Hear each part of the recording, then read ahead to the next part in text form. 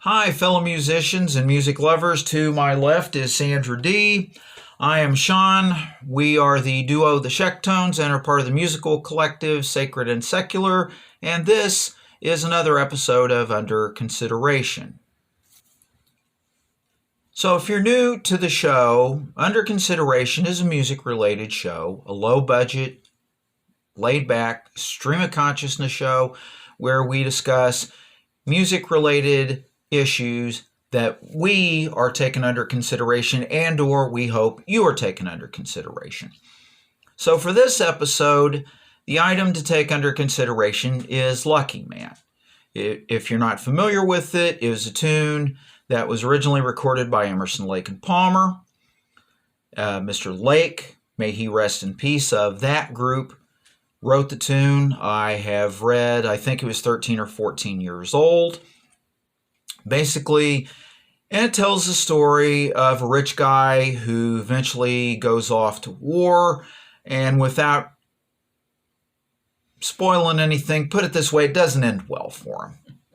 So, and when did you become familiar with Lucky Man? It was probably my college days. I started college in South Missouri in 1971, early January, and began experiencing lots of music with people from all walks of life down there. It was a work-study school, so therefore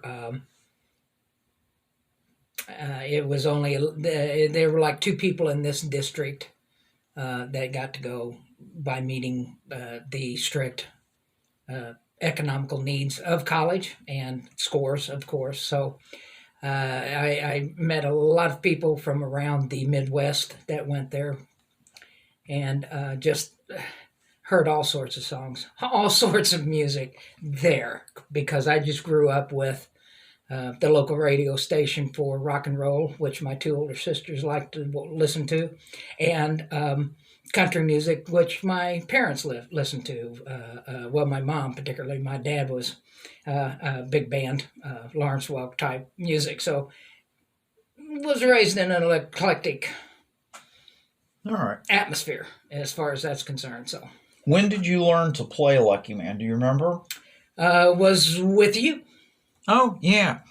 Yes, we had, I guess we'd been, was Shecky still with us at the time? Probably, yes. Yeah, the Shecky that we refer to is Jim McGrain, whom we ended up calling Shecky because, His humor was yes, because, dry and just right down my alley anyway. yes. And one time he facetiously introduced us when we were playing as El Solo and the Responders.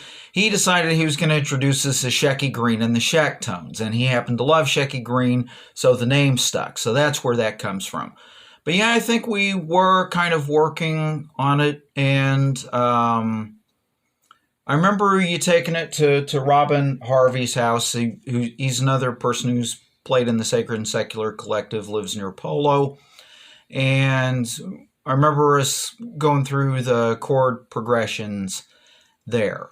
So we've added it to our repertoire. What would you say the difficulty of it is, Sandra D? Out of 10, the difficulty, one being the easiest, like chopsticks is on a piano, I would say probably 2 or 3. It's not that difficult if you are familiar with chords and the family of chords, which we call progression in certain circles. But yeah.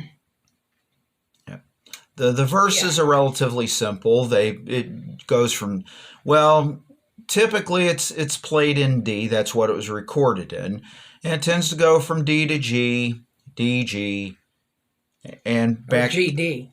or GD. Yes. Yeah, or GD. Yes. And ends up on D at the end of the verse, and then goes into A minor, and this is a bone of discussion between a lot of musicians. Some people think E minor after the A minor. I say G after that. It depends on your tone and the tone you want to set. E minor gives it a more darker envisionment on the chorus or the B part. I like the G because it just fits in there. So Yes. yeah. So basically it's a 4-chord. Yes, pretty much. Pretty much. Now, if you listen to the original Emerson, Lake and Palmer recording, there's some ahs in I think there's a little bit of an instrumental break before the last verse, and they do some of the ahing.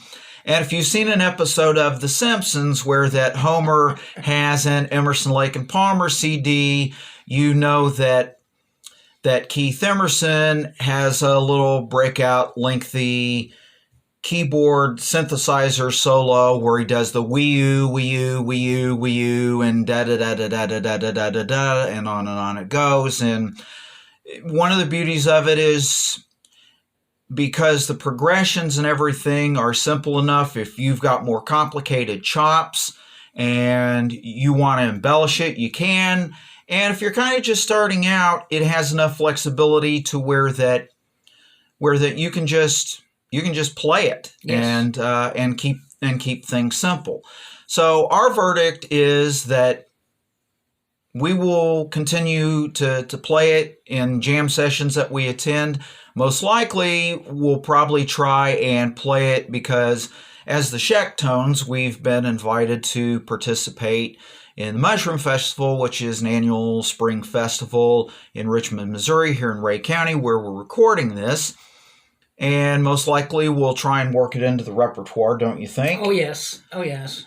And so we would encourage you to take it under consideration to at least learn it. Lyrics, of course, are easy to find, and the chord progressions and everything, and give the original a listen. And with that, we'll just say good luck with your listening and good luck with your playing, and we'll talk to you next time, and peace out.